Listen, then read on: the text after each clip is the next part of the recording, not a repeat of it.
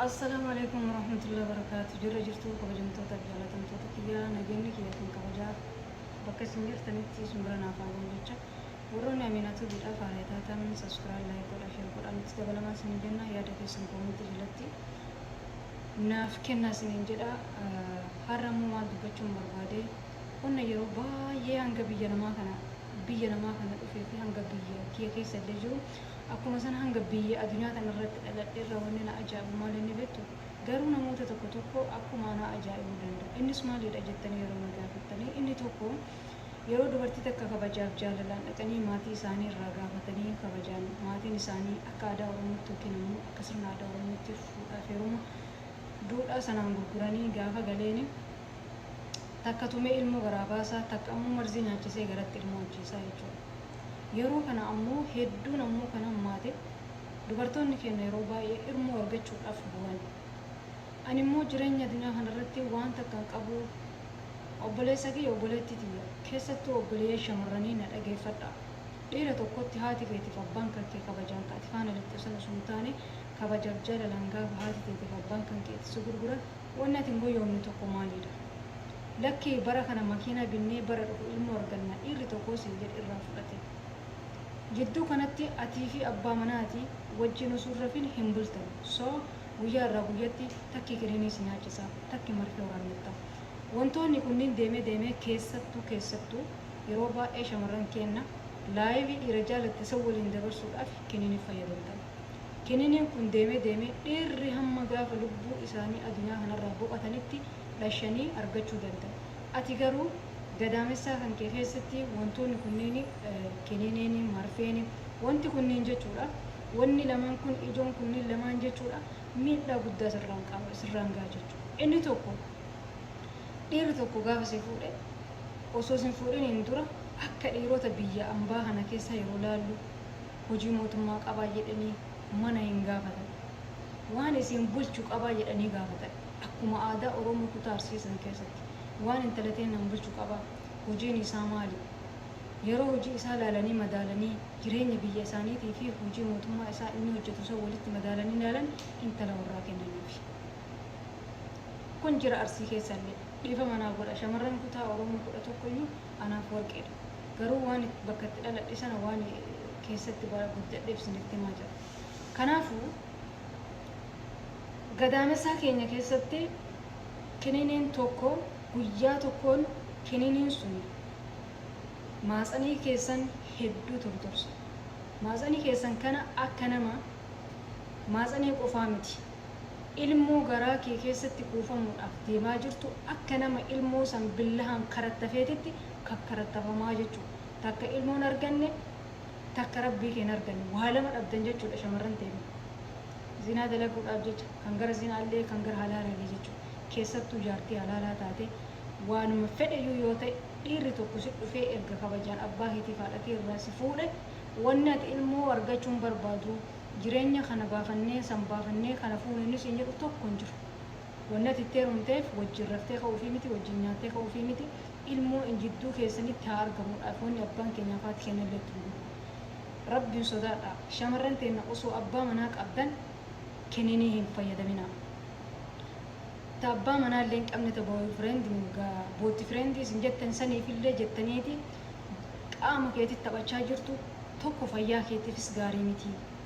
Maatsaniin kan kee ni tortora akka booddee kan kee irratti deebitee akka ilmoon argannees godhaa jechuudha. Gaafa kaan ammoo inni har'a waggaa kana waan kana godhanna siin jedhu kun boruu inni kun maal sitti ta'a sitti jijjiirama.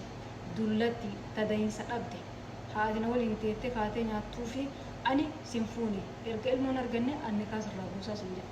Garuu isatu sitti taphate. Gaafa dura ammoo maal sin jechaa ture waggaa kana waan akkanaa godhanii kaanii achi booda ilmoo argannaa sin jedha. Gaafa kaan immoo dhuma irratti namni arrabamu namni salphatu si'i jechuudha. Piliis dhiirri tokko kabajaan dhufee gaafachuun nuti illee kabajaan rakkoo miti.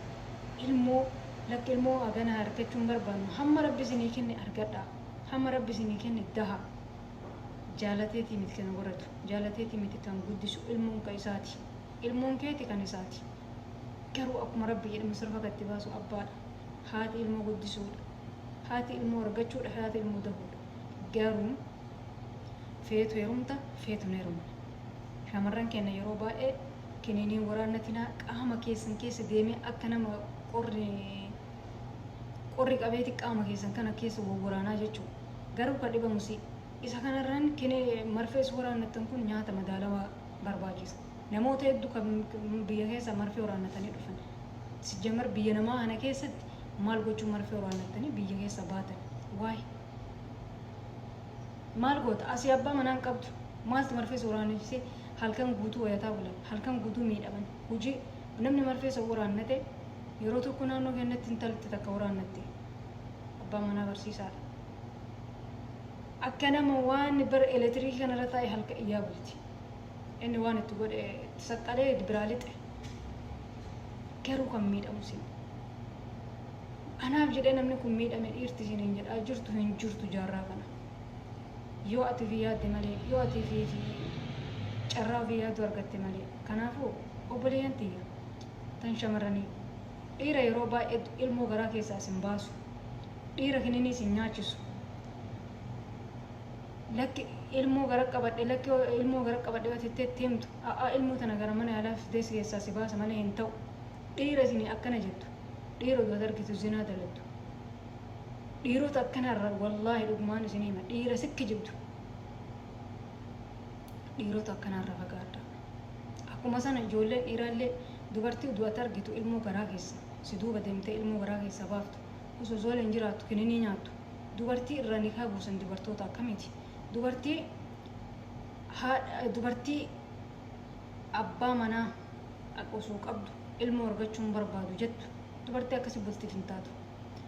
Dubartiin mallee deebiteetiin osoo abbaa manaa qabdu zinaa dalattu osoo abbaa manaa waliin inni hawwii ilmoo argachuu barbaadu kiniinii fayyadamtee ilmoo garaa keessaa baatu dubartiin tun siifi miti nama biraatiif hin taatu. Wanti nikaa nama buusiisaa waan akkanaati malee kan amma haati manaatii nyaata naa godhuu didde haati manaatii akkas naa godhuu didde osoo bar nikaa hiikuun osoo addunyaa tanarraa wanni akka arabaa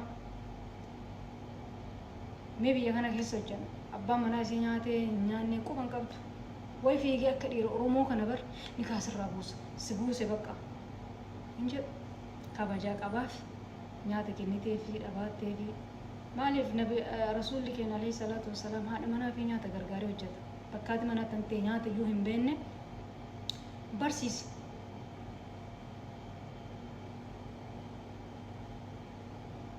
Soo kanaafuu jechuudha nikaa akka argitan nikaa hiikuudhaaf hin fiiginaan jirtina namoota yoo nikaa irraallee hiiktan namni yoo walii galuullee dhabe akkaataan nikaa itti hiikan abbaan intalaa gorsee haati intalaa gorsitee gosti gorsanii yoo dadhaban nikaan hiikama.